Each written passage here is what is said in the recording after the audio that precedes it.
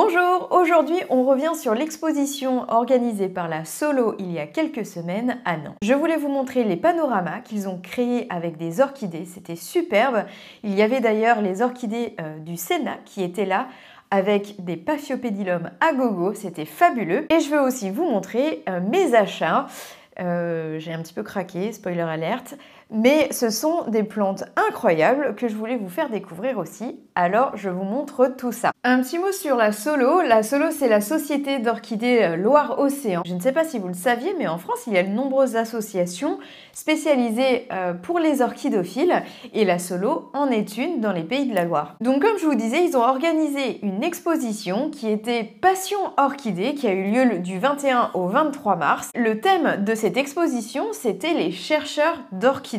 Alors, ils avaient organisé ça dans une salle des fêtes au nord-est de Nantes. C'était vraiment très pratique parce que c'était juste à côté du périph' et il y avait un grand parking gratuit. C'était au niveau organisation impressionnant. La salle aussi à l'intérieur est très belle, tout en bois, et donc ils ont utilisé la scène à l'intérieur de la salle ainsi que le milieu de la pièce pour créer des panoramas d'orchidées. Sur la scène, il y avait un panorama créé par les orchidées du Sénat. Je ne sais pas si vous le savez, mais au Jardin du Luxembourg, donc à côté du Sénat, il y a une grande serre spécialisée avec des orchidées et je crois même que c'est la plus grande collection d'orchidées de France. Et qu'en ce moment, ils ont de nombreux Paphiopedilum en fleurs. Il y a beaucoup de Delenati, par exemple.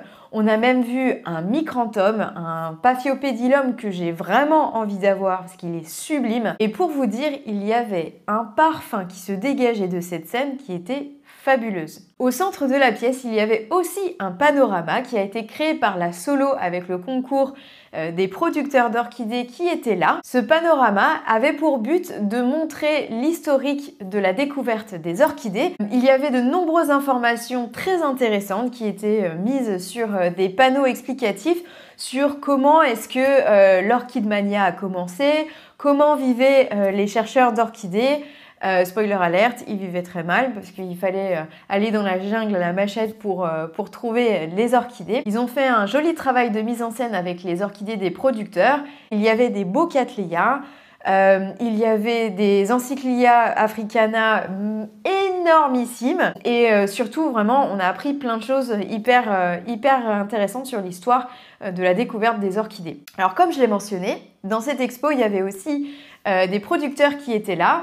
En producteur international, on avait Equagenera et qui vient d'Équateur. J'ai pas été hyper emballée par ce qu'ils vendaient. Bon, ils avaient beaucoup de Phragmipedium, mais je suis pas encore prête à me lancer dans l'aventure des Phragmipedium.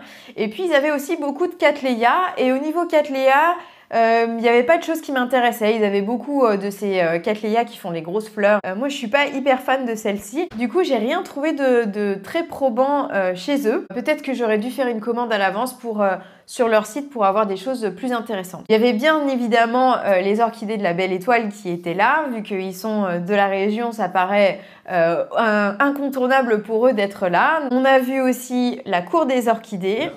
C'était une première découverte pour moi. J'ai pas du tout été déçue.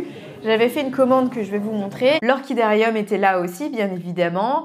Il était là avec plein de plantes faciles pour les débutants, mais il avait aussi une jolie sélection de plantes un peu moins communes et des choses qui m'ont interpellée. J'ai pas tout pris parce que bon, il faut pas exagérer, j'ai déjà craqué très largement, mais il y avait des choses qui m'ont bien intéressée aussi. Donc voilà, j'ai vraiment passé un super moment sur place. L'équipe de la Solo est vraiment sympathique et j'étais vraiment ravie de mettre des visages sur des noms et surtout sur des profils Instagram. J'ai rencontré aussi des abonnés de cette chaîne, c'était vraiment sympa de faire votre connaissance. Je suis sûre que vous allez me demander si moi aussi je fais partie de la société des orchidophiles de Loire-Atlantique. Eh bien non, je ne fais pas partie de l'association et pour une très bonne raison. Aujourd'hui, j'ai très peu de temps pour m'impliquer dans leurs actions et dans leurs événements, ce qui pour moi est un peu dommage. Je pense que si on fait partie d'une association, c'est bien de pouvoir participer, de pouvoir être là quand ils organisent des choses et je pense qu'aujourd'hui, j'ai pas le temps nécessaire de le faire. Alors, je crois qu'il est temps de vous montrer les orchidées que j'ai achetées sur cette exposition. Alors, ce qui est très intéressant, c'est que sur ces 7 plantes, il y en a 6 qui sont des orchidées botaniques.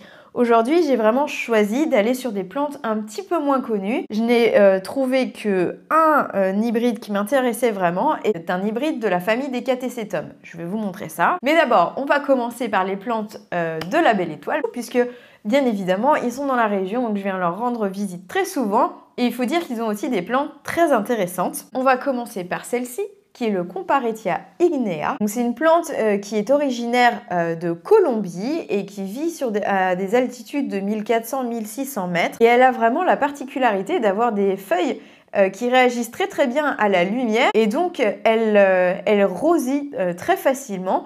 Ça ne veut pas dire que la plante est en train de mourir, ça veut juste dire qu'elle réagit bien à la lumière. Donc c'est normal qu'elle soit comme ça. Aujourd'hui, elle est encore un petit peu déshydratée, donc je fais ce qu'il faut pour l'arroser régulièrement tous les jours, que ça sèche bien, mais qu'elle ait de l'eau régulièrement pour retrouver la vigueur de ses feuilles. Donc cette plante, elle fait des fleurs sur des longues hampes, et au bout, vous avez des petites fleurs oranges. Ce qui est intéressant, c'est que si vous avez une orchidée intitulée Ignea, vous allez avoir des fleurs oranges. Alors, j'ai pas fait exprès, mais j'ai aussi acheté une autre orchidée qui s'appelle Ignea, que je vous présenterai tout à l'heure, et elle a aussi bien évidemment des fleurs oranges. Apparemment, sur ses hampes, elle peut faire jusqu'à 8 fleurs successives. Elle aime plutôt la lumière modérée et les températures plutôt fraîches à modérées aussi.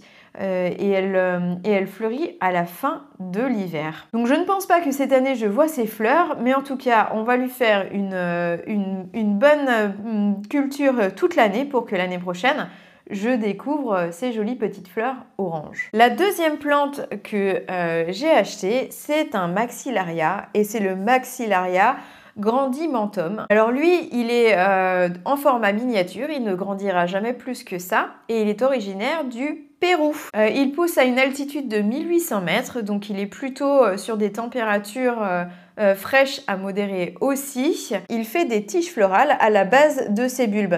Donc quand je l'ai reçu, il était en fleurs. Je vous mettrai les fleurs que j'ai prises en photo avant qu'elles ne fanent. Elles sont rosées et de très grande taille par rapport à la plante. Et apparemment, on peut avoir à la base de la plante jusqu'à 4 à 5 fleurs. Donc autant vous dire que ça peut vraiment faire un bouquet magnifique si la culture lui convient chez vous. Voilà pour les orchidées de la Belle Étoile.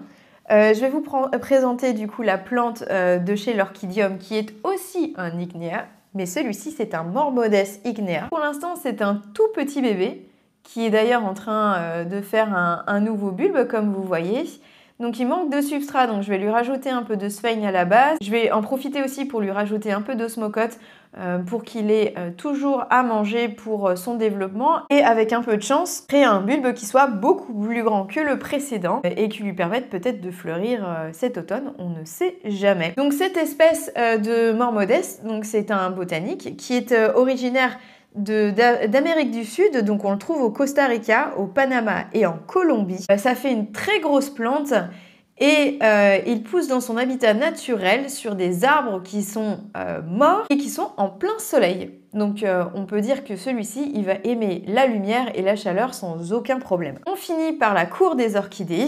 J'avais donc fait une commande avant l'exposition. J'étais pas certaine qu'ils allaient m'apporter les plantes parce que j'ai jamais eu de réponse à leur email. Mais ça, c'est pas grave, puisque du coup, j'ai été leur parler et qu'ils m'ont dit qu'ils avaient bien ramené une partie des plantes. Alors, j'avais commandé 2 Catasetum, mais il y en a un qui n'avait plus. Donc aujourd'hui, j'ai 4 plantes. On va commencer par l'hybride d'ailleurs, puisqu'on parlait de Catasetum, de la famille des Catasetum juste avant. Et donc aujourd'hui, j'ai réussi à trouver un Chloesetum Jumbo Northern.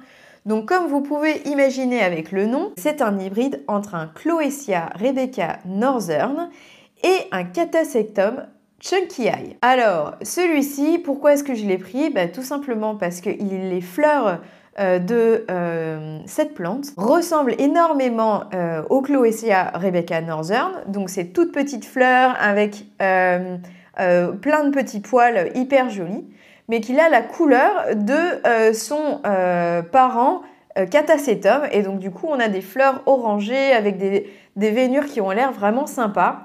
Donc j'ai un peu craqué sur les fleurs et c'est pour ça que je l'ai acheté. Bon, il n'a pas encore démarré, mais on verra ce qu'il donne. Pour l'instant, on va le laisser tranquille. Le substrat n'a pas besoin d'être changé, j'ai rien besoin de faire.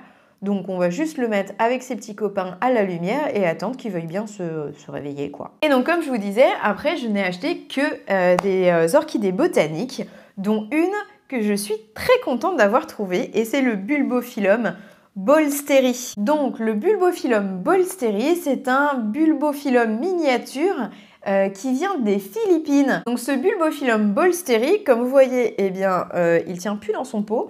Mais alors ce qui est sûr, c'est que j'ai vraiment un gros... Ah, j'ai 2 morceaux d'ailleurs, que je vais devoir installer ailleurs. Je pense que le pot est pas très adapté et je pense que je vais en profiter pour l'installer dans un nouveau setup type terrarium et vous montrer ça en même temps que les news de mes bulbophyllums.